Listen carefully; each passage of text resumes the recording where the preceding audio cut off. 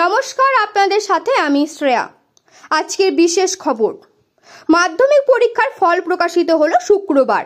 চলতি বছর এই মাধ্যমিক পরীক্ষায় নজর কাড়া ফল করল মালদা রামকৃষ্ণ মিশন বিবেকানন্দ বিদ্যা মন্দির। এই বিদ্যা মন্দিরে 3 পরীক্ষার্থী জায়গা পেল সম্ভাব্য 10-এর মেধা তালিকায়। রাজ্য সম্ভাব্য দ্বিতীয় তথা জেলার প্রথম স্থান অর্জন করল মালদা রামকৃষ্ণ মিশন বিবেকানন্দ বিদ্যা মন্দিরের পরীক্ষার্থী অনুভব বিশ্বাস। তা প্রাপ্ত নম্বর 700-র মধ্যে 694।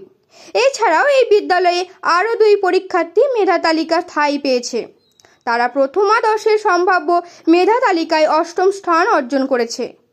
8ম স্থানাধিকারী 2 পরীক্ষার্থীর মধ্যে একজনের নাম সৃজন প্রামাণিক এবং অপরজনের নাম অরিত্র সাহা।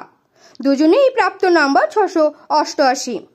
সম্ভবত এই ফলে এখন খুশির হাওয়ার মালদা রামকৃষ্ণ বিবেকানন্দের বিদ্যা মন্দিরে।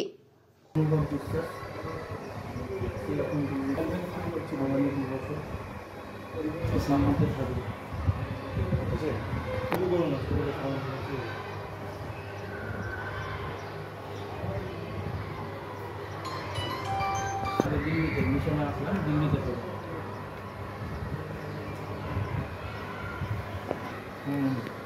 মিশনে আসো, মিশনে আসো।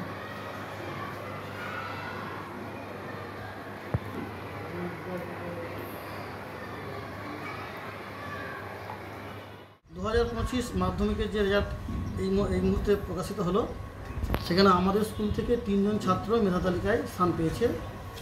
আমাদের বিদ্যামন্দিরের অনুভব বিশ্বাস ও রাজ্যে মেধা তালিকায় দ্বিতীয় হয়েছে, 694 পেয়েছে। আর 8ম স্থান অধিকার করেছে আমাদের বিদ্যামন্দিরের 2 জন ছাত্র, এক হচ্ছে সৃজন প্রামাণিক আর অরিত্র সাহা। এরা 688 পেয়ে 8ম স্থান লাভ করেছে। কতজন পরীক্ষার্থী ছিল এবার আপনাদের স্কুলে? মাধ্যমিক দিয়েছিল এবারে আমাদের বাংলা মিডিয়াম এবং ইংলিশ মিডিয়াম দুটো মিডিয়াম মিলে 137 জন ছিল, 103 জন। আর ইংলিশ মিডিয়ামের ছাত্র ছিল 34 জন। সকলে পাস করেছে? হ্যাঁ, আস্তে আশা করছি করেছে। এই যে এত ভালো রেজাল্ট, সাফল্য কী বলবেন? এটা ছেলেদের সারা বছর ধরে তারা পরিশ্রম করে এবং তাদেরকে ঠিক যেমনভাবে বলা হয় তারা সেটাকে ফলো করে। আর যথেষ্ট তারা সচেতন, সিরিয়াস।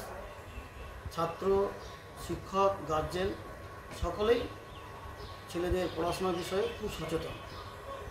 যার একসঙ্গে বলতে পারি সামগ্রিকভাবে সকলেই খুব সচেতনভাবে পড়াশোনাটাকে নেয়, তারই এটা ফল। পরে যদি দ্বিতীয় স্থান অধিকারী অনুভব বিশ্বাস, সে তো এখন দিল্লিতে রয়েছে। হ্যাঁ, অনুভব বিশ্বাস ও